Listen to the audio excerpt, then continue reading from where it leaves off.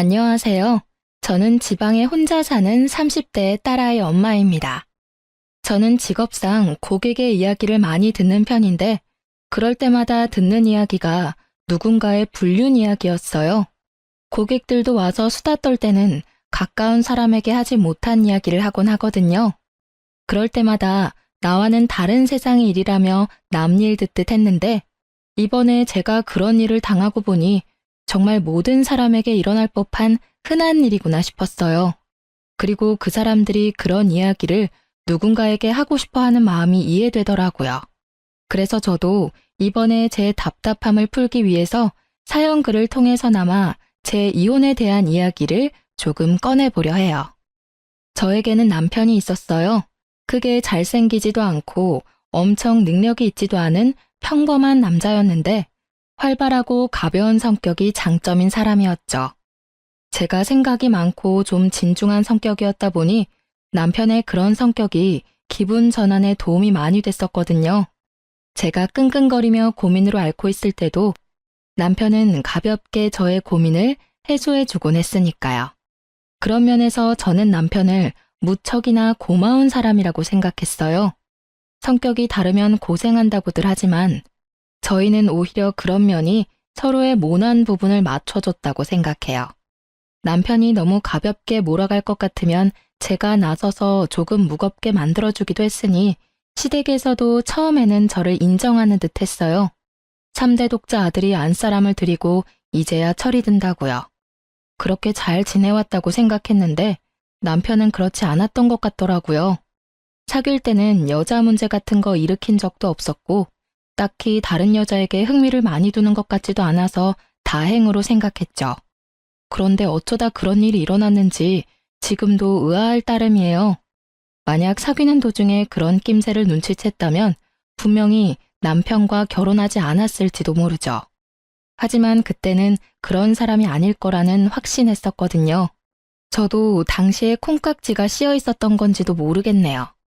제가 남편의 외도 사실을 눈치챈 건 육아로 휴직 후 힘든 나날을 보내던 때였어요. 아이 100일을 치르고 드디어 애가 통잠을 자기 시작하던 시점이었는데 남편과 통화를 하다가 핸드폰 너머로 한 여자의 목소리를 들었어요. 분명 남편이 회사에서 일을 하는 시간이었는데 여성이 남편을 오빠라고 부르더라고요. 저는 침착하게 남편에게 물었죠. 방금 핸드폰에 들린 여자 목소리도 직장 동료야? 직장 후배. 당신도 알 거야. 저번에 당신 태워갈 때 같이 차 타고 갔던 그 후배. 그제야 기억났어요. 작고 왜소한 어려 보이는 동안의 여후배. 당시에 제가 남편 퇴근 시간에 그 근처에 있어서 같이 들어가져간 날이었거든요. 근데 조수석에 탔더니 뒤에 사람이 있었는데 그게 이 후배였어요. 남편 말로는 후배 약속이 제가 있던 곳과 가까워서 태워줬다고 했고 바로 내렸었거든요. 저는 그때 남편에게 웬만하면 여자는 차에 태우지 말라고 했었죠. 괜한 오해 받을 수 있다고 핀잔만 줬었는데 그때 남편은 그럴 리 있겠냐며 웃었거든요. 그런데 그때 그 여자는 분명 남편을 선배라고 불렀었어요. 그런 그녀가 불과 몇 달 만에 호칭이 오빠로 바뀌다니 아무리 봐도 이상했어요. 하지만 제가 너무 깊이 생각하는 것일 수도 있었고 친해지면 그럴 수도 있겠거니 했어요. 그런데 그 뒤부터 제 오감이 그 여자를 의심하게 되더라고요. 그게 제 탓만은 아닌 게 그 여자가 남편과의 접점이 너무 많았거든요. 저는 저도 모르게 남편의 뒤를 캐고 있었어요. 차를 타고 가는 길에 그 후배에게 전화가 오면 남편이 전화를 받지 않더라고요. 그렇다고 우리가 대화를 많이 하는 것도 아니었는데 그냥 업무상 전화면 받고 끊으면 되잖아요. 그런데 안 받더라고요. 제가 받으라고 하면 억지로 전화 받으면서 한마디 꼭 했어요. 가족이랑 같이 있으니까 용건만 간단히 해. 그렇게 말하면 그 여자는 이렇게 대답해요. 그럼 좀 이따 다시 전화할게요, 선배. 분명히 제가 없는 곳에서는 오빠라고 부르면서 가족과 함께 있다는 전화에는 선배라고 구별해서 부르더군요. 점점 더 제 감이 맞았다는 생각에 심장이 벌렁거리더라고요. 아닐 거라는 생각을 해봤지만 결국 확신이 든 계기가 생겼어요. 하루는 아침에 남편이 차 키를 두고 내려갔더라고요. 저도 아침에 가까운 빵집에 들릴 예정이라 차 키를 들고 내려갔어요. 그렇게 주차장 쪽으로 가까이 향하는데 남편이 통화를 하며 걸어가는 뒤통수가 보이더라고요. 말을 걸려다가 흠칫 놀라 목소리를 삼켰어요. 그래, 그럼 이따가 봐. 조심해서 오고. 오늘 날씨 추우니까 따뜻하게 입고 와요. 부드럽고 애교 있는 목소리. 남편은 저와 연애할 때처럼 부드러운 목소리를 내고 있었어요. 누구에게 전화를 거는 걸까? 궁금한 마음이 들었지만 참았어요. 경거망동해서 일을 망치기 싫었거든요. 남편이 전화를 끊는 걸 보고는 이제야 남편을 확인한 것처럼 남편을 불렀어요. 여보, 차키! 남편은 눈에 띄게 놀라며 뒤를 돌아봤어요. 딱 봐도 심하게 놀란 모습에 저는 강한 확신이 들었어요. 여보, 내가 차키를 놔두고 왔어? 잊어버리고 다니지 말고 잘 다녀와. 일찍 와. 애가 아빠 몫을 잊어버리겠다. 저는 최선을 다한 평정심으로 남편을 보내줬어요. 하지만 그날 내내 꼬리를 무는 의심으로 너무 힘들었어요. 저녁 때쯤에는 두통으로 머리가 너무 안 좋았죠. 아침에 그 일이 있어서 그런지 그날 남편은 일찍 돌아왔더라고요. 남편을 샤워 먼저 하도록 한 뒤에 저는 남편이 탁자에 둔 전화기를 확인했어요. 남편은 평소에도 잠금을 걸어두지 않거든요. 안을 살펴보니 깨끗하더라고요. 사진도 없고 카톡 내용도 없고 문자도 없었어요. 그 여자와 전화하는 적도 없었죠. 하지만 저는 확신했어요. 남편이 그 여자와 바람을 피고 있다는 사실을요. 흔적이 없었는데 어떻게 알았냐고요? 전화를 한 흔적이 없었거든요. 그날 아침에 분명히 출근 시간에 통화하는 걸 봤는데 통화 기록이 사라진 상태이더라고요. 딱 그 시간 것만. 있어야 할 통화 내역이 없다면 그건 남편이 지운 거겠죠. 남편이 나오자마자 저는 남편에게 말했어요. 당신 바람 피우는 거 맞지? 무슨 소리야. 나 그런 거 안 해. 못 믿겠으면 내 핸드폰 확인해봐. 나 전혀 그런 거 없다니까. 당연히 이 말 나올 줄 알았어요. 핸드폰에 잠금을 걸지 않는다는 건 자신이 당당하다는 걸 보여주고 싶어 하는 거잖아요. 자기가 떳떳하지 못하니 일부러 떳떳한 척 하는 거고. 문제의 소지가 될 만한 내용은 다 지웠을 테니까요. 한 가지만 확인해 볼게. 제가 통화 기록을 확인하는데도 남편은 편안한 얼굴이더라고요. 거기에 걸릴 건 없다는 거겠죠. 이상하네. 아무것도 없어. 그러게 아무것도 없다고 했잖아. 나 못 믿어? 나 그렇게 나쁜 놈 아니야. 그 후배도 진짜 후배일 뿐이고. 그러니까 내 말은 당신이 아침에 통화한 그 내역이 없다고. 제 말에 허를 찔린 듯 남편이 입을 못 열더라고요. 당신이 그렇게 부드러운 목소리로 통화하는 걸 봤는데 통화 목록에는 아무것도 없어. 그 통화 기록은 어디로 갔을까? 당연히 지웠겠지? 여기까지 말하자 남편이 바로 무릎을 꿇더라고요. 여보, 그거는 내가 잘못했어. 무슨 정신으로 그런 짓을 했는지는 모르겠지만 정말로 내가 잘못한 일이야. 미안해, 여보. 나는 오늘 이걸 확인하기 전까지 계속 의심했어. 그리고 계속 고민했지. 아니기를 바라면서. 당신 도대체 생각이 있는 사람이야? 아침 저녁으로 당신 애 보면서 다른 여자 만날 생각이 드니? 언제부터 그 여자랑 이런 사이 된 거야? 얼마 안 됐어. 정말이야. 믿어줘. 너 같으면 믿을 수 있겠어? 내가 왜 당신을 믿어야 하는데? 나한테 용서를 구하고 싶으면 지금 당장 그 여자랑 헤어지고 그 회사에서도 나와. 여보, 그 여자랑은 당신 보는 앞에서 당장 헤어질 수 있어. 그치만 일은 아니잖아. 당장 내가 퇴직하면 바로 일 구할 수 있는 것도 아닌데 그건 좀 봐줘. 응? 솔직히 남편과 그 여자를 당장 떼어놓고 싶었지만 회사라는 건 그렇게 쉽지 않은 문제고 나가더라도 그 여자가 나가야지 남편이 나가는 건 싫었어요. 애도 아직 어리니 아빠의 경제력이 필요하기도 했고요. 그래서 저는 남편에게 일거수일투족 감시당해도 당연하게 생각하라고 했어요. 그랬더니 남편이 알겠다고 자기가 그런 행동한 게 맞으니 당연히 제가 하라는 대로 뭐든 하겠다고 하더라고요.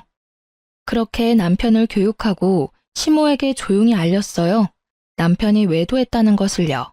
그랬더니 시모가 제게 그러더라고요. 네가 마음고생이 많다며 위로해줬어요. 솔직히 팔이 안으로 굽는다는 생각에 말 안 하려 하다가 했는데 이런 반응이라 시모에게 더 미안한 마음이 들었거든요. 그런데 며칠 뒤에 명절에 시댁 갔다가 시모가 누군가와 밖에서 전화 통화하는 걸 듣게 됐어요. 그래, 정말 우리 며느리 너무하지 않니? 우리 아들이 바람 피운 게 모두 아들 탓만은 아니잖아. 그러게 애 낳고도 좀 꾸미고 살고 남편한테 살갑게 대했으면 우리 아들이 바람을 피웠겠냐고. 정말 내가 며느리한테 그 이야기 듣는데 화가 나 죽는 줄 알았어. 그렇다고 바람난 게 자랑은 아니니 위로하긴 했지만 나중에 생각하니까 더 화나는 거 있지? 누구랑 통화하는지는 알고 싶지도 않았어요.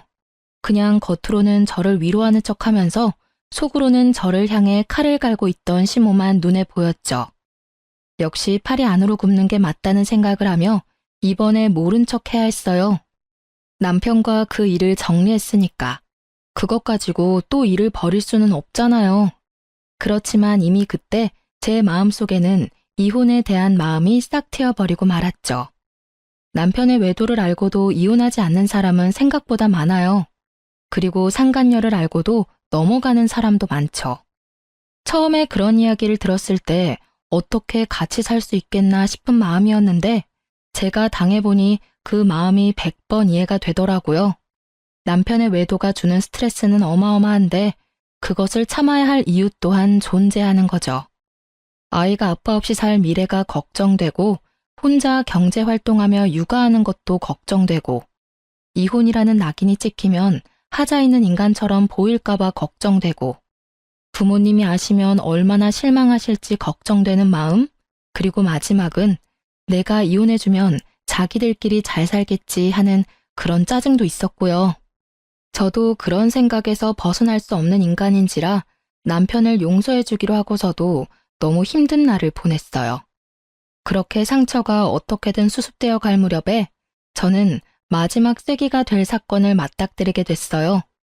그날은 직장으로 복귀하기 전날이었어요. 제게 남은 하루의 휴직일. 일주일 전부터 아이를 어린이집에 보내는 연습을 하다가 처음으로 제 근무 시간에 맞춰 아이를 맡긴 날이었죠. 이제 막 14개월이 된 아이를 맡기는 게 마음은 아팠지만 복귀하려면 어쩔 수 없는 결정이었고 생각보다 또래 애들이 많은 곳이라 안심하며 내일 직장에 갈 준비를 하는 중이었어요. 그런데 시모에게 전화가 왔더라고요. 화장실 청소하고 나오니 전화가 그새 4통이나 와 있었어요. 무슨 일이 났나 싶어 확인 즉시 시모에게 전화했죠. 넌 무슨 전화를 그렇게 안 받니? 죄송해요, 어머님. 잠깐 화장실 청소하던 중이었어요. 혹시 무슨 문제라도 생겼어요? 문제? 네 남편이 지금 사고가 크게 나서 병원에서 수술하느냐 마느냐 하고 있는데 너는 집에서 팔자 좋게 쉬고 있니? 아니, 연락이 얼마나 안 됐으면 병원에 한번 와보지도 않아. 아주 긴급하게 수술 들어간다고 난리가 났던데. 저는 깜짝 놀라 들고 있던 핸드폰을 떨어뜨릴 뻔했어요. 그게 무슨 말씀이세요? 사고라뇨. 그 사람이 사고를 당했다고요? 남편이 어쩌다 사고가 났는지 물어볼 겨를도 없이 시모가 병원 이름을 대더니 그곳으로 오라고 하더라고요. 그리 멀지 않은 병원이었고 너무 경황이 없어 바로 가방만 챙겨서 병원으로 향했어요. 가는 동안 남편이 많이 다쳤나 싶은 생각에 겁을 내다가 문득 그런 생각이 들었어요. 그날은 평일 대낮이었고 점심시간도 아닌 오후 시간이었어요. 남편의 회사라면 지금 한창 컴퓨터 앞에서 일을 하고 있어야 할 시간인데 어쩌다가 차 사고가 났을까 하는 생각이요. 외근하는 직업도 아니었고 아침부터 저녁까지 회사 밖으로 움직이는 일이라곤 점심 식사 때가 다인데 점점 머릿속에서 상상만 커지던 그때 병원에 도착해서 시모에게 전화를 걸었죠. 그리고 얼마 뒤 병원 앞으로 나오는 시모의 표정이 완전히 일그러져 있더군요. 저를 향한 화를 그대로 표출하고 있었어요. 넌 도대체 집구석에서 뭘 하고 있길래 연락도 안 받아? 우리 귀한 3대 독자 아들 수술하러 들어갔어. 오른쪽 어깨부터 손목까지 아주 뼈가 박살이 나서 수술로 고정해야 한다더라. 너 대신 수술 동의서에 내가 사인까지 다 했어. 이런 일은 네가 해야 하는 일 아니니? 아들 아파서 가슴 철렁 내려앉는 것도 무서워 죽겠는데 내가 수술 동의서까지 사인을 해야 하냐고. 면목이 없던 제가 고개를 숙이던 그때 불현듯 머릿속에 시모에게 받은 부재중 통화가 떠올랐어요. 부재중 통화는 총 4통, 시모가 건 게 다였죠. 그런데 수술 동의서를 써야 한다면 당연히 아내인 저한테 연락을 했어야 하지 않나요? 저는 시모에게 물어봤죠. 어머님은 병원에서 연락받고 오신 거예요? 아들이 직접 전화 왔어. 네가 연락 안 받는다고 나더러 와달라더라. 도대체가 전화기는 왜 무음으로 해놓는 거야? 그러니까 전화를 못 받고 나한테 연락이 오지. 이상했어요. 남편에게 온 부재중 통화는 없었거든요. 저는 순식간에 남편의 사고로 놀라 흥분했던 피가 차갑게 가라앉는 기분을 느꼈어요. 남편이 수술실에 들어간 터라 남편에게 직접 물어볼 수는 없었지만 확인이 불가능한 것도 아니었죠. 저는 남편 차가 어디 있는지 확인하기 위해 먼저 남편 핸드폰부터 챙겼어요. 레카차 업체와 연락한 게 있나 싶어 통화 기록을 뒤지는데 바로 오늘 아침에 그 여자와 통화한 내역이 있더라고요. 인연 다 끊겠다 어쩌겠다 해놓고 여전히 연락하는 걸 보고 살짝 열이 받았지만 직장 동료이니 연락 정도는 할 수도 있다는 생각으로 연락처를 뒤졌어요. 별 내역이 없길래 남편 메시지를 확인하는데 메시지 기록 중에 카드 승인 내역이 있더라고요. 거기에 오늘 날짜로 숙박업소가 딱 찍혀 있었어요. 불과 4시간 전에 결제한 내역이요. 그걸 보고는 피가 거꾸로 솟는 기분이었어요. 아마 집에 들어오기 전에 이런 문자나 통화 기록을 일부러 지웠겠죠. 이번에는 지울 시간조차 없이 사고를 당해 들어가게 됐으니 지울 틈도 없었을 테고요. 화가 난 저는 최대한 냉정해지려 애썼어요. 그 메시지를 캡처하고 저는 남편 차가 어디 있는지 확인했어요. 남편 차가 어느 정비소에 있는지 확인한 저는 바로 그쪽으로 달려가 남편 블랙박스부터 확인하자고 했어요. 다행히도 블랙박스는 고장나지 않았고 열심히 제 할 일을 하고 있더군요. 저는 카드를 빼서 집으로 갔어요. 노트북에 연결하니 손이 덜덜 떨리더라고요. 그리고 사고 직전 영상을 확인했어요. 남편이 어딘가에서 나오는 중이었는데 거기가 모텔이더라고요. 그런데 남편은 운전하지 않았고 그 후배가 운전한 것 같았어요. 남편이 부러진 곳도 왼쪽이 아니라 오른쪽이었거든요. 남편이 조수석에 앉았던 게 분명해 보였어요. 두 사람이 모텔에서 나와서 차에 타고 둘이 차 안에서 나누는 이야기들이 모두 제 귀에 들어와 박혔어요. 오늘 연차 쓰고 같이 오길 잘했지? 여기 진짜 좋은 곳이거든? 우리 마누라랑은 여기 못 와. 애 놓고 몸 다 망가져서는 어디 데리고 다니면 부끄러울 정도라고. 너 정도는 탱탱해야 데리고 다닐 만나지. 앙큼해. 그래도 오늘은 오빠 독점할 수 있는 날이라 좋아. 매번 같이 있다가도 집에 돌려보내는 게 얼마나 힘든 일인지 모르지? 항상 같이 있고 싶은데. 내가 최대한 노력해 볼게. 너도 빈털터리가 된 나랑 결혼하는 건 싫을 거 아냐. 와이프한테서 잘못한 거 찾고 나면 바로 이혼하고 너랑 결혼할게. 너무 걱정하지 마.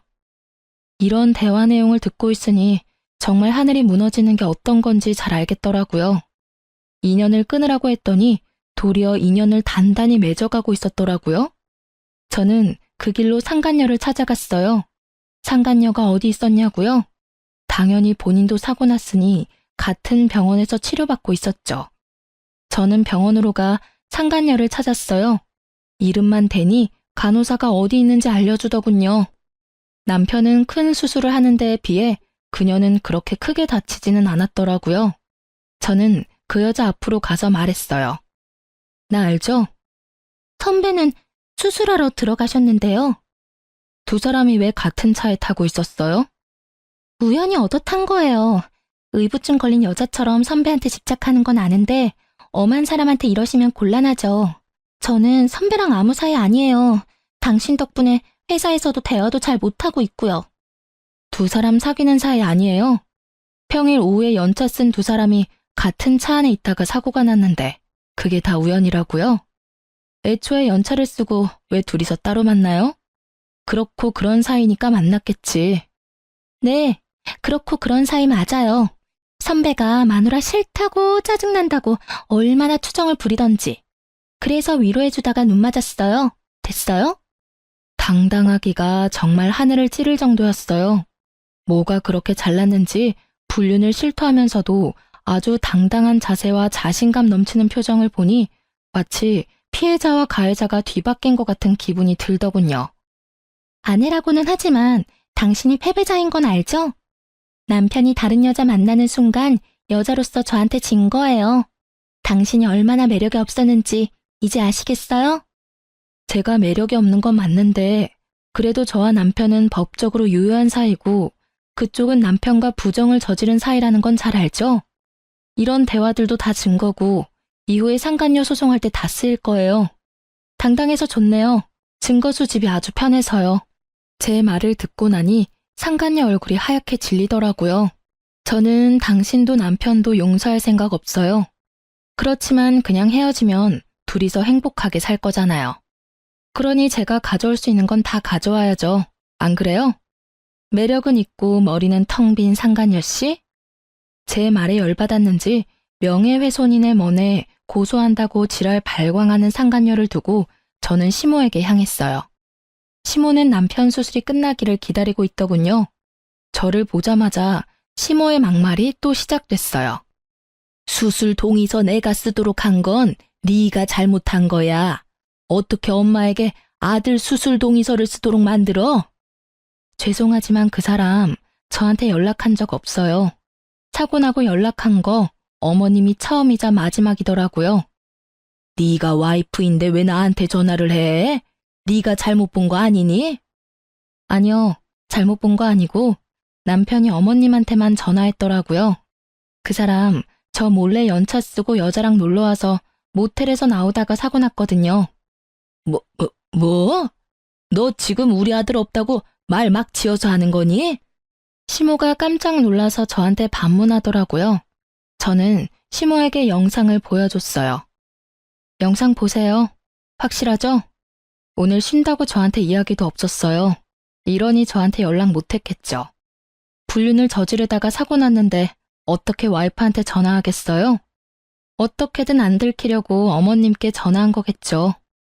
제 말에 시모는 한동안 말을 잊지 못하는 듯 하더니 갑작스레 화를 내더라고요. 네가 우리 아들을 얼마나 좋았으면 애가 바람을 피우겠니? 저번에도 내가 말은 안 했지만 네가 잘했으면 애가 바람 같은 거 피웠겠어. 그리고 바람 피웠다고 애 기도 못 펴게 하니 몰래 스트레스 풀려다가 이런 사고 난 거잖아. 하나부터 열까지 다 네가 잘못했는데 뭘 잘했다고 나한테 또박또박 말대꾸야? 적반하장도 유분수지. 이 말을 하고 싶은 걸 꾹 참았어요. 못 배우고 예의 없는 사람이라도 어른은 어른이니까요. 그렇지만 용서는 하지 않겠다고 다짐했어요. 시모도 상간녀도 남편도. 남편이 병원에 있는 동안 저는 착실히 이혼 준비를 시작했어요. 증거는 차고 넘쳤죠. 그럼에도 더 모으고 모았어요. 필요한 것뿐만이 아닌 부수적인 것들도 모두 긁어 모았어요. 당당한 상간녀를 보니 어떤 변명을 할지 상상도 가지 않았거든요. 모텔에 들어가서 현장을 직접 잡은 게 아닌 이상 어떠한 증거도 반박 가능한 것이 될 수도 있잖아요. 그래서 그들이 변명조차 못할 정도의 증거를 모았어요. 그리고 남편이 치료받는 동안 제 짐을 모두 싸고 아이와 함께 친정으로 건너왔죠. 아이도 절대로 빼앗길 생각이 없었거든요. 그렇게 남편의 퇴원일이 가까워질 때 저는 이혼을 통보하고 서류를 보냈어요. 이혼이 소송으로 진행되고 있을 때 남편의 퇴원일이 되었어요. 그런데 남편에게서 연락이 왔어요. 저기 여보, 혹시 지금 내가 있는 병원 와서 치료비 좀 내주지 않을래? 치료비? 그런 건 카드로 대충 내고 나중에 실비 청구하면 되잖아. 이혼 소송 중인 와이프한테 연락해서 할 말은 아닌 것 같은데 어이가 없어서 그런지 말이 곱게 나가질 않더라고요. 어쩔 수 없었죠. 제 이혼의 결정적인 원인이 된 남자니까요. 그게 실비보험 청구가 안 돼서 그래. 당신이 아니면 도와달라고 할 데가 없어서 그래. 우리가 이혼 소송 중이긴 하지만 아직 부부잖아. 당연히 내가 곤란할 때 당신이 도와줘야지. 실비 청구가 왜 안 돼? 당신이 들어놓은 실비면 충분할 텐데. 사실은 실비 보험 얼마 전에 해약했어. 뭐? 실비 보험을 해약했다고? 뭐 때문에? 해약하면 해약금 나오는데 그게 좀 필요해서. 그걸 어디에 썼는데? 그 이야기에 남편이 입을 꾹 닫더라고요. 말을 안 해주더라고요. 그런데 아시죠? 말을 안 하면 안 하는 대로 그게 자백이 된다는 거. 너 설마 그 보험 해약금 상간녀한테 다 썼어? 그 여자한테 썼다고 하면 좀 그렇고 얼마 전 주말에 제주도 놀러 갔을 때 썼어. 아니, 그 정도면 보험 해약 안 하고 네 돈으로 써도 되잖아. 그건 그렇지. 근데 그러면 당신한테 들키잖아. 카드 결제 내역이나 통장 내역은 그대로 남는데 돈이 비면 이상하게 생각할 거 아니야. 그래서 보험 해약하고 나중에 따로 들려고 생각했었지. 그러다가 여태껏 못 들었고. 웃음밖에 안 나오더라고요. 들키기 싫어서 보험까지 해약하고 해약금으로 여자랑 놀러 가다니. 이런 기발한 발상은 어떻게 할 수 있는지 궁금하기까지 했죠. 저는 남편에게 말했어요. 아주 잘하는 짓이다. 잘했어. 이혼 소송 중인 와이프한테 바람 피워서 미안하다 사과는 못할 망정 전화해서 치료비나 대달라고 찌질하게 굴어? 보험 해약한 건 당신이니까 당신이 알아서 병원비 마련해. 아니면 그 돈 다 쓴 상간녀한테 도와달라고 하든지. 당신도 참 뻔뻔하네. 나랑 이혼 절차 밟고 있으면서도 나한테 돈을 받고 싶어? 내가 돈을 줄 거라고 생각했다는 게 참 웃기지도 않고. 나 당신한테 이제 어떤 것도 뺏기고 싶지 않은 사람이야. 그게 10원짜리 한 장이라도. 너하고 그 상간녀한테는 절대 뺏기기 싫거든? 병원비 대주는 걸 왜 뺏긴다고 하는 건데? 솔직히 바람 피운 게 아무리 잘못이라고 해도 내가 이렇게 아파서 죽을 것 같은데 와이프가 돼서 병문안 한 번을 안 오고 병원비도 내달라는 게 아니라 빌려달라는 거라고. 빌려주든 어쩌든 난 안 줄 거야. 너 내가 정리하라고 한 여자랑 바람 피우다가 그렇게 된 거지? 그게 내 탓이야? 네 탓이지. 그 여자랑 만나지 않았으면 네가 그런 장소에서 사고를 당했을까? 전혀 아니지. 그 시간이었으면 일을 하고 있었겠지. 그리고 병문안? 내가 가면 좋겠어? 좋은 소리 안 나올 거 뻔한데. 네가 원하면 가서 욕이나 시원하게 한 판 해주고 올까? 어? 대답해봐. 진짜 사람 많은 데서 환자복 입고 욕 미어 터지게 받아먹게 해줘? 버럭거리는 제 목소리에 남편도 깜짝 놀랐는지 아니면 그제야 제정신을 차린 건지 버벅거리다 전화를 끊더라고요. 뻔뻔하기도 하지. 자기가 어떻게 사고가 났는데 저한테 돈을 빌려달래요? 제가 빌려주면 그걸 갚기는 하겠어요? 절대 그러지 않겠죠. 갚고 싶어도 상간녀가 옆에서 갚지 말라고 난리치겠죠. 안 봐도 눈에 훤하더라고요. 그렇게 속 터지는 대화를 하고 전화를 끊었는데 바로 직후에 시모가 연락이 왔더라고요. 이번에는 또 무슨 말도 안 되는 이야기로 제 속을 뒤집어지게 만들까 싶었는데 남편과 똑같은 이야기를 하더라고요. 며느라가 네가 얼마나 화가 났을지 잘 안다. 아들이 잘한 거 하나도 없는 것도 잘 알아. 그때 내가 너한테 화낸 거는 마음이 복잡해서 그랬어. 솔직히 발은 안으로 굽는다고 부모니까 어쩔 수 없었지. 아들이 반성할 시간을 좀 주면 어떻겠니? 지금 당장 이혼하는 건 너무하지 않니? 아픈 아들 조리해야 할 시기에 소송은 너무 힘들어. 그리고 병원비도 지금 제대로 다 못 내고 있는 지경이라 와이프인 네가 좀 부담을 해줬으면 싶구나.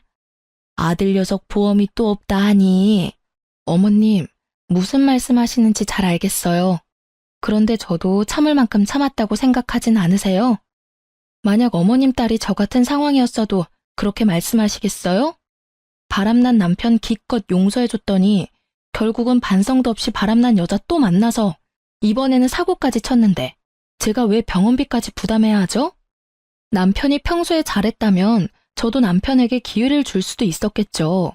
그런데 이미 제가 준 기회를 날려먹었잖아요.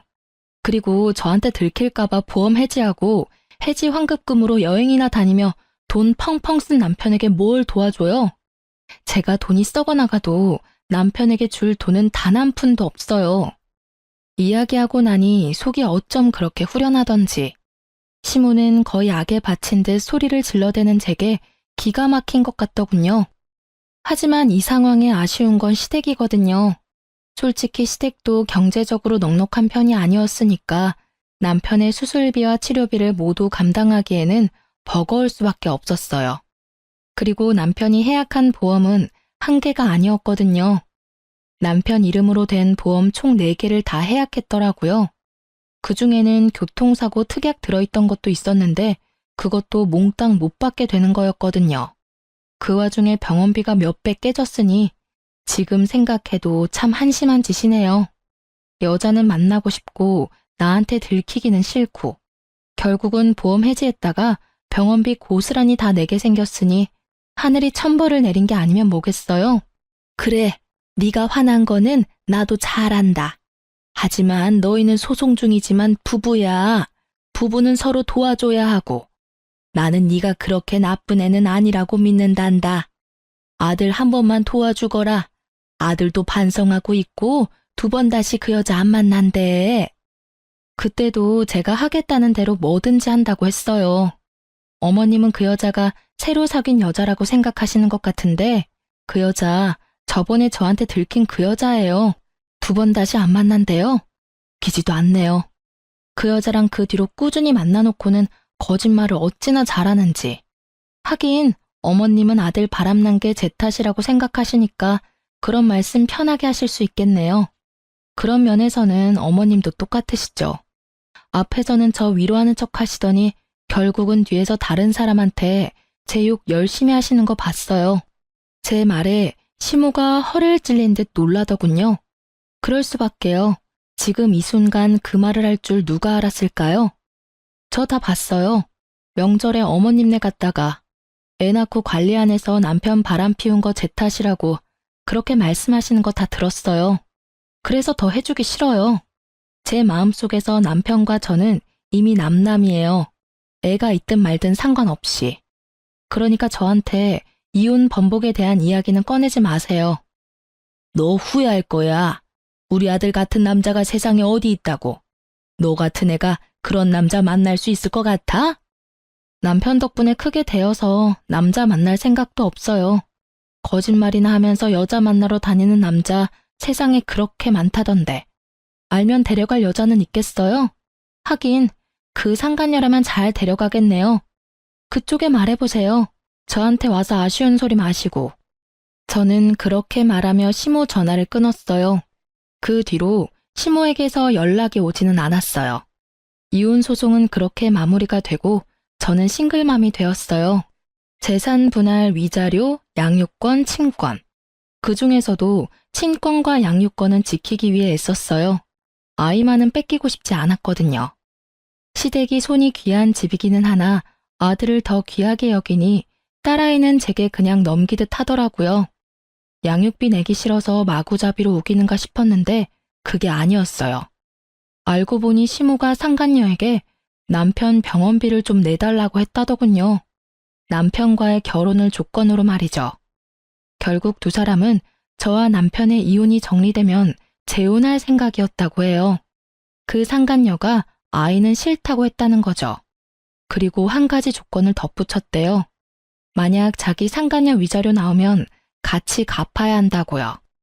나중에 그 이야기를 전해 들었어요. 저야 뭐 이미 이혼까지 다 된 마당에 신경 쓸 일은 없었지만 그래도 두 사람이 잘 사는 건 너무 싫잖아요. 둘 사이 일을 여전히 알아보고는 있었죠. 그나저나 참 얍삽하다고 해야 하나? 잔머리가 잘 돌아간다고 해야 하나? 그 여자도 진짜 대단하긴 하더라고요. 전 남편 재혼하고 석 달이 지났나?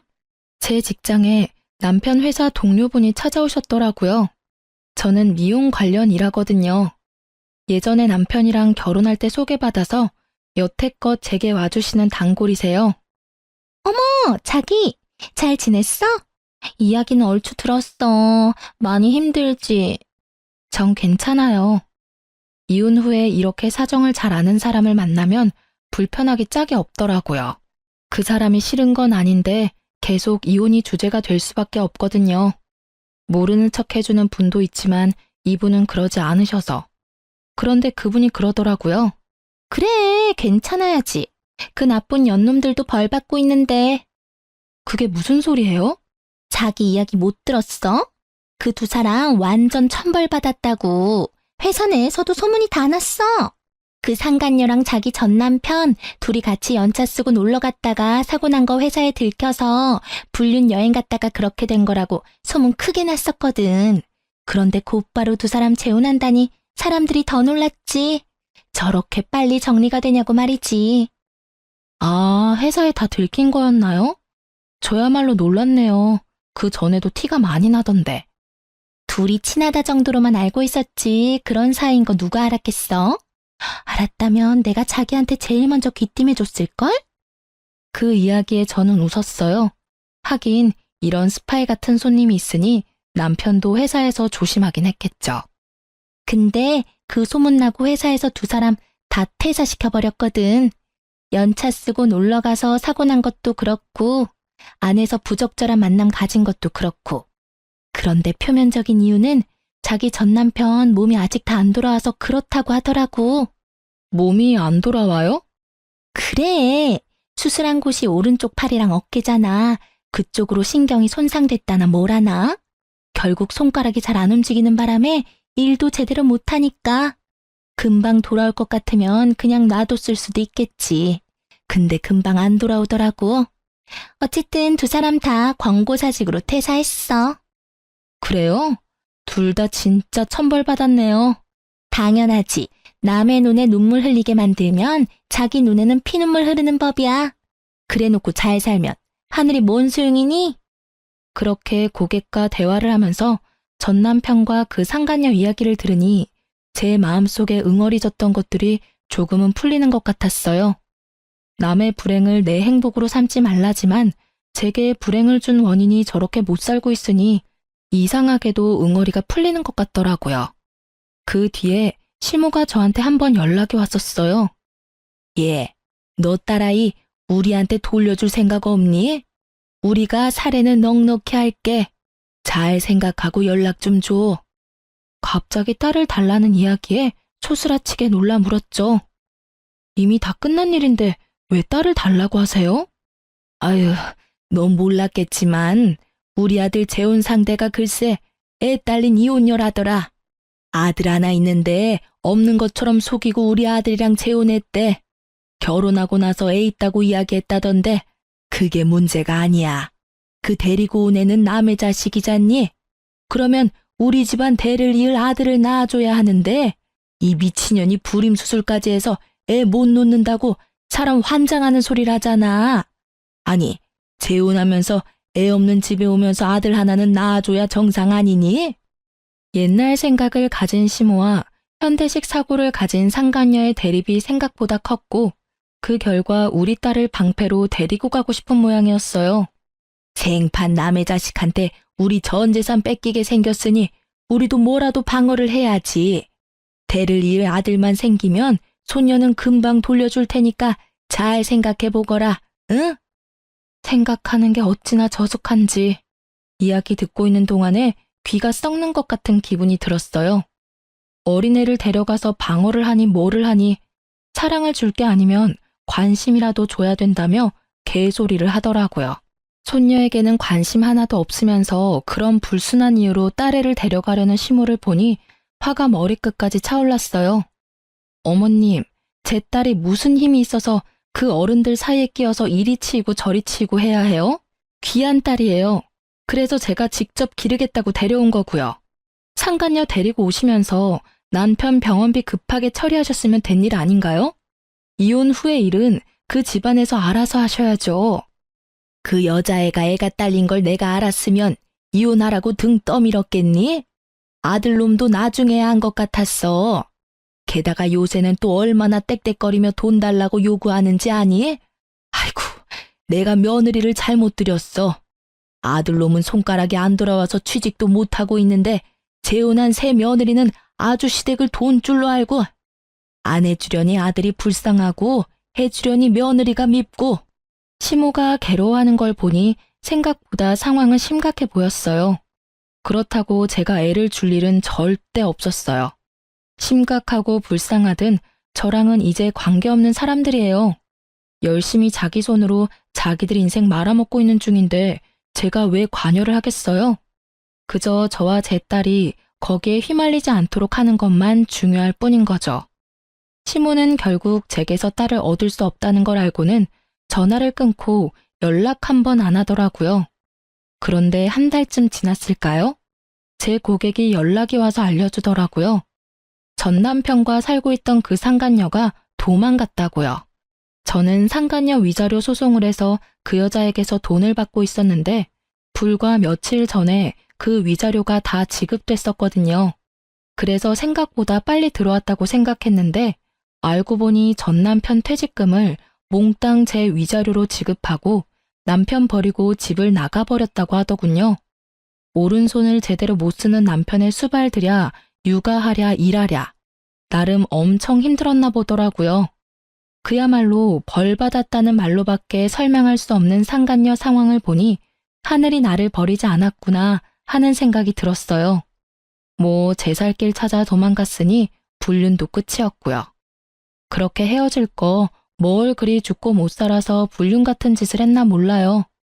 아들이 이제 중학교 들어가던데 부끄러워서 아들 얼굴은 어떻게 보려는 건지 원. 그 사람들이 스스로 제 무덤 파는 동안 저는 착실하게 아이와 함께 살 미래를 위해 움직였어요. 친정집에 얹혀 살게 됐지만 아이의 정서적인 안정을 위해 한 선택이었어요. 부모님은 젊지는 않지만 사랑을 주실 수 있고 저는 경제활동을 할 수 있는 젊음이 있으니까요. 살다 보면 이렇게 속 뒤집어질 만한 일도 가끔 일어나나 봐요. 이혼을 하면서 이런 어이없는 일들을 당하고 나니 앞으로 어떤 힘든 일이 와도 견딜 수 있는 경험이 된 것 같아서 그것 하나만은 다행이라 생각해요. 이혼 전 이혼을 해야 하나 말아야 하나 고민하시는 분들 생각보다 많이 계셔요. 저도 마찬가지였어요. 제가 정신적인 스트레스에 강한 타입이었다면 참고 살았을 거예요. 그렇지만 전 그런 사람이 못 되거든요. 이렇게 이혼을 해서라도 일단 제 마음이 편안해져야만 조금이라도 더 만족하며 살 수 있는 사람이었거든요. 글을 쓰다 보니 그때의 기억이 새록새록 떠오르네요. 힘든 일도 시간이 지나면 다 극복하게 되어 있어요. 저처럼 고민하는 분들에게 도움이 되기를 바라는 마음으로 제 사연을 써보았네요. 모두 속 시원한 하루 보내시길 바랍니다.